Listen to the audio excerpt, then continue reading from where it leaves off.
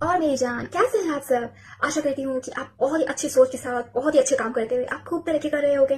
तो आज के जो हमारी सीरीज है कि हम कैसे जो सॉफ्ट स्पोकन मैनिपुलेटिव लोग होते हैं उनको हम कैसे जल्दी से जल्दी हम स्पॉट कर सके। ठीक है, पता तो सब कुछ होता है, ऐसा नहीं है ना, पर जल्दी से जल्दी ताकि हमारा लॉस ना हो या कम से कम लॉस हो।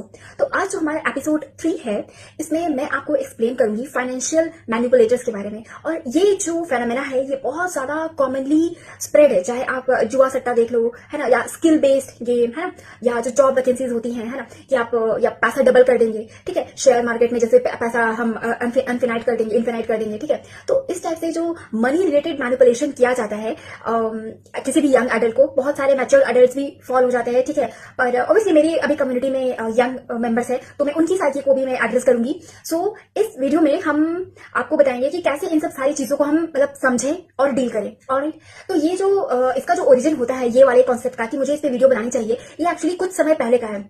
उस समय मेरा प्लेटफॉर्म इतना भी फेमस नहीं था, बस रैंडली है ना, कुछ 50-100 की व्यूज ही, है ना, लेस देन 50 व्यूज ही आते थे।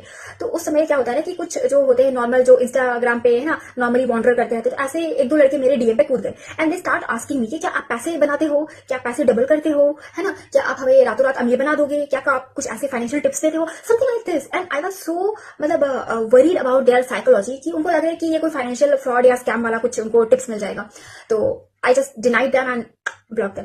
ठीक है, ऐसे लोगों को कौन एंटरटेन करेगा भाई जो स्कैमिंग की ही बात कर रहे हैं। ठीक है, तो ना कमिंग टू द पॉइंट, ऐसे जो लोग होते हैं ना, आपको भी अपनी डे टू डे लाइफ में से देखिए पैसा सबको चाहिए, आपको, मुझे, हम सबको। ठीक है, ज्यादा सा पैसा, अच्छी सी लाइफस्टाइल, सबको चाहिए। बट द पॉइंट इज कि ये मैटर करता है कि वो पैसे कैसे आ रहे हैं, है ना, किसके द्वारा वो आ रहे हैं, ये भी इक्वली मैटर करता है। ठीक है, मैं आपको बहुत ज्यादा रिलीजियस, है ना, या मैनर्स, मोरल्स, है ना, लीगल, इस कंस्टेक्ट में नहीं एक्सप्लेन करूंगी। मैं आपको सिर्फ और सिर्फ अपनी खुद के, है ना, इंडिविजुअल इंटरेस्ट इस कंस्टेक्ट में आपको एक्सप्लेन करूंगी ताकि आपको ना थोड़ा आसानी हो समझने में। ठीक है, कि आपको क्यों क्या करना चाहिए। देखिए, ये जो फाइनेंशियल फ्रॉड वाले स्कैमर्स होते हैं ये आपको क्या बोलेंगे कि आप हमारे से कोई भी सर्विस ले लो, कोई भी सर्विस, एनीथिंग, है ना, आप सब इतने बड़े हो रहे हो, देख रहे हो, कभी ना कभी आपने भी देखा होगा। ठीक है, तो अगर वो आपको रैंडम प्रोमिसेस करते, एक्सपोनेंशियल प्रोमिसेस करते कि भाई हम एक दिन, एक रात, एक महीना, एक साल में आपका पैसा डबल कर देंगे, बी वेयर ऑफ इट। कैसे डबल करेंगे? उनका फादर पैसा कमा के देगा। अगर उनका पैसा डबल हो रहा है ना, इतना ही कोई रातों रात लखपति अरबपति बन जा रहा है, तो खुद क्यों नहीं बन रहे हैं? वो आपसे क्यों पैसा मांग रहे हैं? पूछिए उनसे, है ना, कि इतने ही पैसा है तो खुद बन जाओ, आप हमसे क्यों पैसा मांगने के लिए आए हो?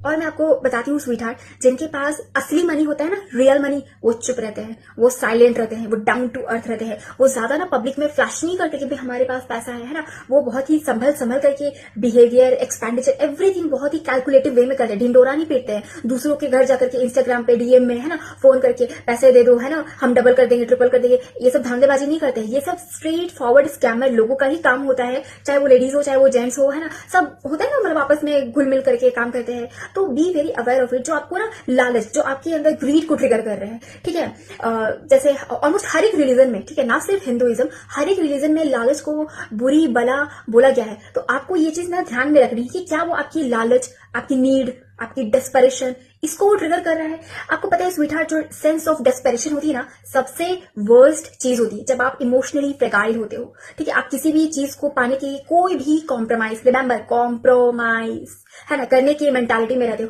और जहां आपने कॉम्प्रोमाइज किया अपने हितों के साथ, लॉन्ग टर्म हितों के साथ, वहीं पर आपके साथ खेला हो जाएगा, सिर्फ उस मोमेंट पे होगा। ठीक है, तो बी वेरी केयरफुल। आपको पता है, देखिए, मैं ये नहीं बोलूंगी कि पैसा कमाना बहुत कठिन है, बट नहीं, अगर आप अच्छे काम से, है ना, अच्छे लोगों के साथ मिल करके, है ना, लीगल प्रोटेक्शन, मैं ये नहीं कहूंगी कि कानून खराब होते हैं, नहीं, कानून अच्छे लोगों को प्रोटेक्ट करने के लिए भी होते हैं, बट आपको थोड़ा करेजियस होना पड़ता है ना, थोड़ा अवेयर रहना पड़ता है कि आप कानून को कैसे बेनिफिट कर सको, है ना, अपने फायदे के लिए ले सको।